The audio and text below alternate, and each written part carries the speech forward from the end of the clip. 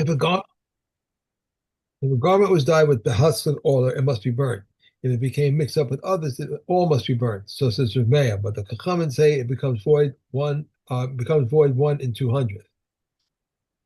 If one dyes the length of a sit with husk of oil and wove it into a garment, and it is not known which it is, Ramea says the garment must be burnt, but the Chachamim say it is voided one in 100, 200. If one weaves the length of a sit on the wool of a firstling into the garment must be burnt. And if from the hair of a Nazarite or the firstborn of a donkey into a sack, the sack must be burnt. And in holy things they remain hallowed, whatever the quantity. Okay. Okay. Tavshil bishlo beklipe orla. Okay. Now the food was cooked by burning the husks of orla fruit. Okay. Okay. So again, this is something that you had a hana from, and it transmits the hana into the food that you cooked. Again, so the food must be burned. Nis'ar ba'acherim. Now, what happens if that food gets mixed up with other food of the same type? Yale be'echad u'masayim. Then it is nullified one against 100. Now, even Rabbi Meir comes and agrees, where before he was talking about the beged, he was even talking about the thread in the beged as having a chashivos. But when it comes to food, he says, I'm going to revert down back to the regular rule that the food itself is not chashuv unless I mean I assume that he's gonna go along with our general principle in kashrus that it's like ole al shulchan shel melech. You've got if it's something that's chaticha royal is kaved ba. If it's something that's like a steak, Right. the steak would not be batel because that's something that you'd serve to like the prime minister or whatever if he came to supper. Right. Okay, as opposed to sort of bean stew, which is not really the most. You'd eat it, but it's not considered like an honorable portion. Anyway, You said it becomes void with one in 100, but there's 200 here. 200, 1 in 200, beg your pardon. 200. Okay, I just want to make Bad. sure I wasn't I said I misquoting. said, I said wrong. Okay. Okay. Tana hesikuhu beklipe orla. Here's the oven that was heated with the shells of Orla. Again, should be asur bahana. Va'afa bo es hapas. And now the oven was heated, and now he put the bread into the oven, and the oven transferred its heat into the bread. Tidale kapas again. So the bread must be destroyed. So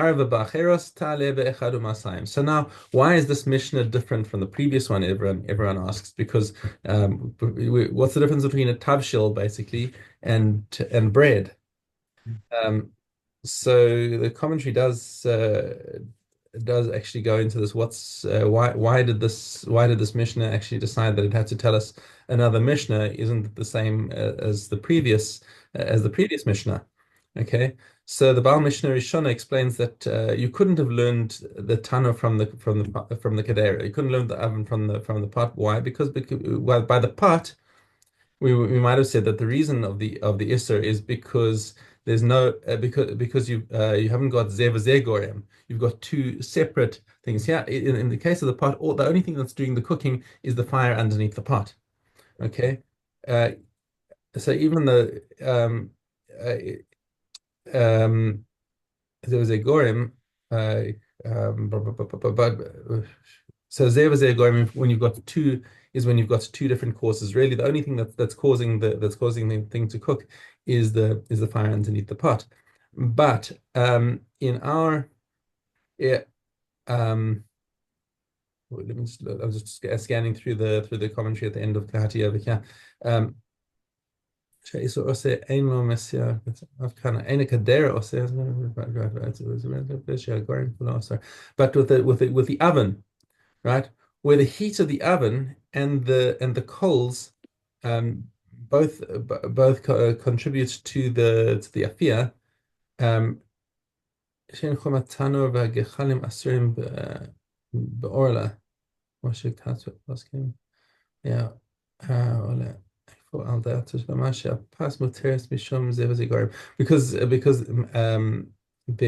there's the heat of the oven and the heat of the coals. Um, and you've because you've got it was but hang on it was heated by Klippe Orla. You lit it with Klippe Orla. But the oven, I guess it must have other coals inside it for the store for this to explain that why it needs something different. Um, since Shvach Eitzim Nikar B'Pas, because the wood from Orla, at least the klippot that were burned, the Orla klippot that were burned, contributed towards the heat. So you have a situation of Zev Zegorim where you've got a heter heat coming in along with the Aser heat, and nonetheless we still say that the bread that comes out is Aser. So it kind of similar. I don't see that in the commentary though. I must be missing something. Are you looking at Kahati? Kahati, yeah, There's a long paragraph at the end. at the end, right? Um, oh, he says householders' loaves, which surpass that baker's loaves. That's what I'm talking about. Um, he's talking about. Let me just open up my own Kahati over here. So right, let me just find this. However, in the case of an oven whose heat and burning coals, which are not relevant to Orla, co-produce the heat. We might have permitted the latter as a product of combined permitted and forbidden causes right by the end. Hence, our Mishnah's lesson that the Orla restriction also applies to baking, where the fuel's positive contribution to the bread is evident, um, in which case the leniency applied to the product of combined causes is irrelevant. I don't have that at all. You don't have I that have at all? no. I have Reb Kiva says also household loaves, which surpass the baker's loaves and are thus highly prized. Whatever is liable to Orla, the above items are subject to the law of Orla, example, nuts, pomegranates. That's all he talks about. Then he talks about Kilachaya, Karam. He shoots cabbage heads, Greek gourds. I'm looking, I thought maybe it was a Are mistake in you the looking in page. the same? Are No. you looking in the same Mishnah? Yeah, the same Mishnah. Zion. It's really strange. So that's it's not Zion. We're in Hay. We just finished. We just Oh, I turned 2 pages. Oh my gosh. okay. So you So get to, now you understand. that's what you get for going to sleep at almost 2 in the morning. So okay. Yeah, yeah. Wow. Okay. Sorry. No, Okay. Love. anyway, I had a similar thing this morning where I was having a discussion with my wife, which was involving we were talking about something about our in-law, one of our children-in-law's families, and I Right. was saying that like their family is enormous, and she's saying, "What are you talking about?" And I was but like, oh, we were talking about completely different families and whatever. I was- Oh well. okay. Okay. As long as we both know driving Miti today. hayu lo chavele tiltan. Okay, so now we're back to fenugreek. Okay, fenugreek's that nasty stuff that they make chilba out of, but at any rate, it's a plant, and it was planted in a vineyard. So the tiltan is aser bahana yidaleku, and of course it must be burned. That's not the important part of the Mishnah. But what happens is now the fenugreek gets mixed up with others. Kulam yidaleku. Everything gets mixed up, says Rabbi Meir. Again, Rabbi Meir reverts to his thing that the fenugreek is inherently chashuv as an individual plant, and therefore they must all be burned. Chachamim rim yalu be'echad masayim. Not that important. So it's just another case where we have the same machlokas as to whether something is considered chashuv enough to never be bottle, and Chachamim say it's bottle in 200. Okay. 200. You heard that? 200. 200, right. Okay. Uh, let's go. Aleph Vav. Oh, okay. We finished already so Yeah, fast. Okay. they're short Mishnahs here. All right. Olive oil. Okay, olive oil. Mhm. Yeah. If a shoot of oil or a vineyard of Kalim became mixed up with shoots, one may not gather it. But if he gathered it, it becomes void in 201. And provided he did not gather with this in mind, Rabbi Yossi says he may even gather it with this in mind, yet it becomes void in 201. Leaves, young sprouts, stalks of vines, and vine buds are permitted in respect to Orlah and Revi and to a Nazarite and are forbidden in Asherah. Rabbi Yossi says vine buds are forbidden because they are forbidden, because they are fruit. Rabbi Eliezer says if one curdles milk with the sap of Orlah, it is forbidden. Rabbi Yeshua says, I heard expressly that if one curdles with the sap of leaves or the sap of roots, it's permitted, but the sap of unripe fruit is forbidden because it counts as a fruit. And defective grapes, grape kernels, grape husks, and the wine made from these, the skin of the pomegranate, and its sprout, nutshells, and fruit stalls are forbidden on account of Orlah in a Asherah and to a Nazarite, but are permitted in respect to Revi, and fallen, unripe fruit of all are forbidden. Okay, got it. Okay, Master Shani. Shani. No. Shani, the base solid. Meiser Shani vetches must be eaten while immature and may be taken into Yerushalayim and taken out again. If they become unclean, Reb Tarfon says they should be divided among pieces of dough, but the Kukkoman say they must be redeemed. And of Truma, Beit Shammai says they must be soaked and rubbed in a state of cleanliness and may be fed in a state of uncleanliness. But Beit Hillel says they must be soaked in a state of cleanliness, but may be rubbed and fed in a state of uncleanliness. Beit Shammai says they must be eaten dry. Kiva Shammai says himself, not base Shammai. Shammai says they must be eaten dry. Kiva says whatever is done with them may be done in a state of uncleanliness. If chulin honey and Meiser Sheni money were scattered, whatever he picked up belongs to Meiser Sheni until it is completed, and the remainder is chulin. If you gathered them and took from them by the handful according to the proportion. This is the general rule. What is picked up belongs to Meiser Sheni. What has been mixed up what is mixed according to the proportion. If a seller of Meiser Sheni and one of Chulin become mixed up, he must bring coins worth a seller and say, a seller of Meiser, wherever it may be, is redeemed by these coins. Select a better one of these and redeem it with it, since they said silver may be redeemed with copper in case of necessity, not to leave it so, but to redeem them again with silver. Okay. On to line. Okay, Vav Dalit. If one trains a vine over a part of a fruit-bearing tree, he may bring seeds beneath the rest. But if the new spread, he must turn them back. It once happened that Rabbi Yeshua went to Rabbi Yishmael and Aziz, and he showed him a vine that was trained over a part of a fig tree. He said to him, may I bring seeds beneath the rest? He said, it is permitted, and he took him up from there to Beit Hamaganya, and showed him a vine which had been trained over part of a branch and the trunk of the sycamore tree, which had many branches. He said to him, under this branch is forbidden, but the rest is permitted. What is a serach tree? Any tree that bears no fruit. Rameya says all trees are serach trees except the olive tree and the fig tree. Rabbi Yossi says as all such as are not planted throughout the whole field are serach trees. Gaps in an aris, 8 cubits and somewhat more. And among none of the measurements which the sages fixed in regard to a vineyard is there a little more except in the case of an aris. What constitutes gapes in the aris? An aris laid waste in the middle of which 5 vines were left, one on one side and 5 on the other. If there are 8 cubits, he may not bring seeds there. 8 cubits and somewhat more, he is given tillage space, and he may sow the rest. Okay. Okay. Hara.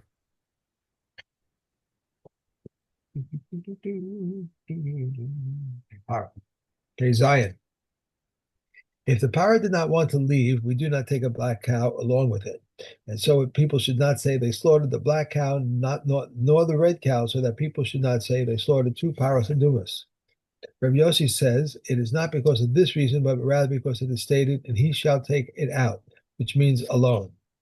And the elders of Israel would receive the delegation by foot to the Mount of Orlah, and there was an immersion room there.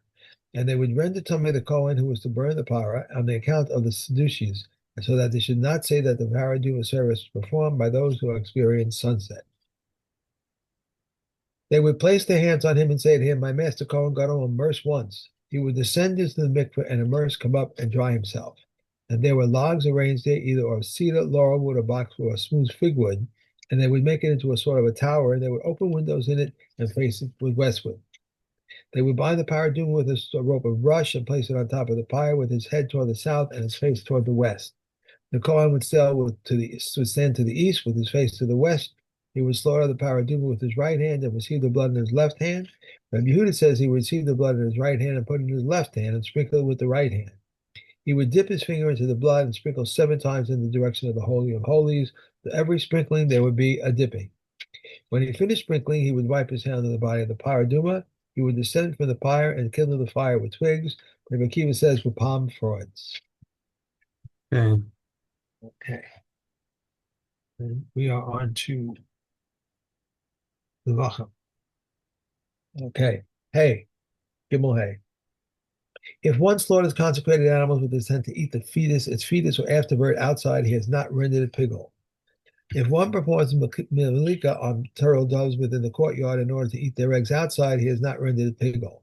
The milk of consecrated animals and the eggs of turtle doves, one is not liable in regard to them for pigul, nosa, or tame. If he slaughtered it with intent to leave its blood or its sacrificial parts until the next day or to take them outside the courtyard, Rabbi Yehuda validates the offering, but the comment validated. If he slaughtered it with the intent to apply it to the ramp, or not opposite the altar base, or to apply that which should be applied to the lower part of the altar above, or to apply that which should be applied to the upper part of the altar below, or to apply that which should be applied within the sanctuary on the outside, or that which should be applied to the outside the sanctuary within it, or so the people who are tummy should eat it, or so the people who are tummy should offer it up on the altar, or so that the uncircumcised person should eat it, or so that some circumcised person should offer it up, or break up the bones of a Pesach offering, or to eat it, of it half raw, or to mix the blood with the blood that is disqualified. It is valid, for intent does not invalidate except for the intent to consume beyond its time and outside its area, and the intention to slaughter the Pesach and Katas offering for designation other than their own. Beit Shammai says all offerings whose blood is applied to the outer altar, if he made just one application, he has effected atonement, but with a Katas offering, 2 applications. Beit Hillel says even with a Katas offering, if he made just one application, he has effected atonement. Therefore, if one applied the first properly and the second one with the intent for the beyond its time, he has effected atonement.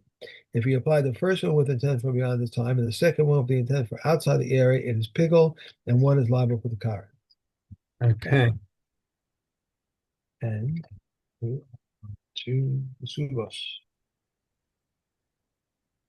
Subos, Vav Dalet. If she agreed to bring him money, a silver seller becomes 6 dinners. The groom takes upon himself 10 dinners for the basket per 100. Reb Shimon Gamil says everything follows the local custom. If one marries off his daughter without specifying, he should not give her less than 50 zuz. If he agreed to take her in unprovided, the husband cannot say, when I take her into my house, I will clothe her with my clothing. Rather, he must clothe her while she is still in her father's house. Likewise, if one marries off an orphan, he may not give her less than 50 zuz. If there is sufficient in the coffer, they provide her according to the honor due her.